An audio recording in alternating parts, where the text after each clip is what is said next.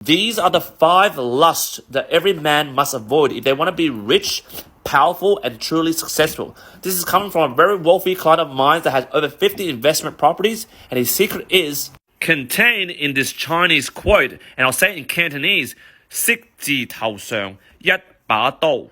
It means sick, which is lust, right?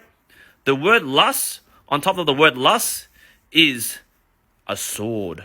And I know what you're thinking. You're like, bro, don't go Confucius on me, right? Like Confucius once said, no, this, guys, you gotta listen. This Chinese character means sword or blade.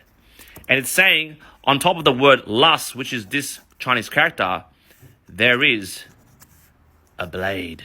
He said to me as he looked me in the eyes, he said, Q, the secret to my wealth is avoiding lust. Because every man's downfall in history is due to lust. And if you can't master these 5 lusts, then your wealth will bleed from you one drop at a time. Let's begin. Number 1, the lust for power.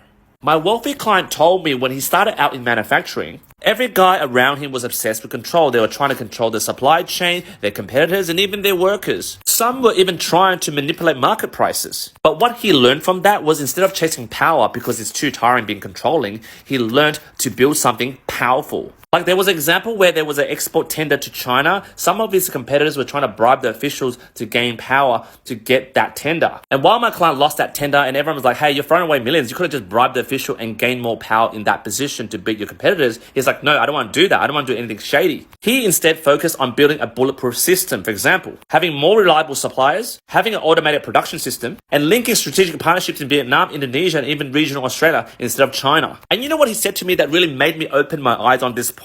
He said 5 years later, those competitors that competed with him through the dodgy way, they all went bankrupt. And all those other supply chains that work with those dodgy guys came back to my client because his product, his turnaround time, and his brand had become untouchable in the industry. He said to me, real power isn't control, it's becoming irreplaceable. Number 2, the lust for fame. He said to me, Q, fame is a noisy distraction. Real wealth moves in silence. Back when he bought his 20th property, realestate.com wanted to feature him. And they begged and begged him, but he declined. He said to me, Q, why would I show my cards? Only clowns chase followers. I chase legacy. I mean, guys, you can see it for yourself, right? On your FYP, all these successful buyer's agent with like 50, 100 properties. To my wealthy client, they're just gorillas bang their chests. He said to me, Q, the truly wealthy, which is himself, will always keep things secretly. But then I'm telling you this story, so shh. And he said only the poor, the truly poor, bang their chests to crave fame. Number 3, lust for validation. For my wealthy client, early in his business, he spent $80,000 to do a launch party just to impress his competitors. He thought that would earn him respect, but instead, he attracted leeches, fake friends. Right now, he drives a modest Honda Civic, wears the same clothes and shoes for years, and only invests in things that generate returns. He said to me, laughing Q, he said, if I want praise,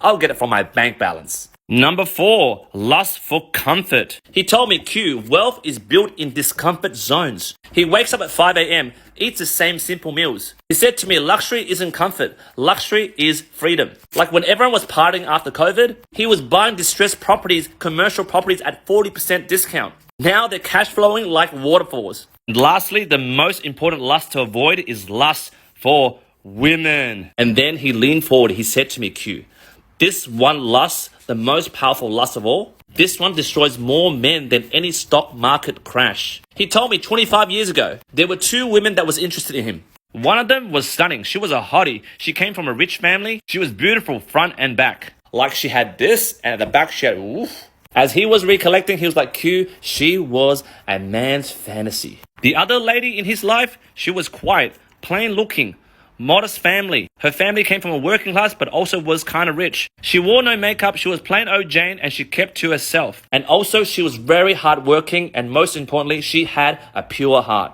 Now, if you were my wealthy client, who would you choose? For him, he chose woman number 2. And as he reflects, he was laughing. He goes, while I chose number 2, plain old Jane, the beautiful number 1 was furious. Why would you choose her over me? He smiled to her and told her. He said to her, darling, while you're so beautiful and hot, but your beauty will fade. And to be honest, my money will continue to compound. And I refused to waste my wealth on high maintenance ego. And he ended up marrying plain old Jane number 2. And today she is the CFO of his company. And you want to know another secret? Every dollar that she touches, plain old Jane, has multiplied for him. He said to me, Q, when you marry, don't marry a cost.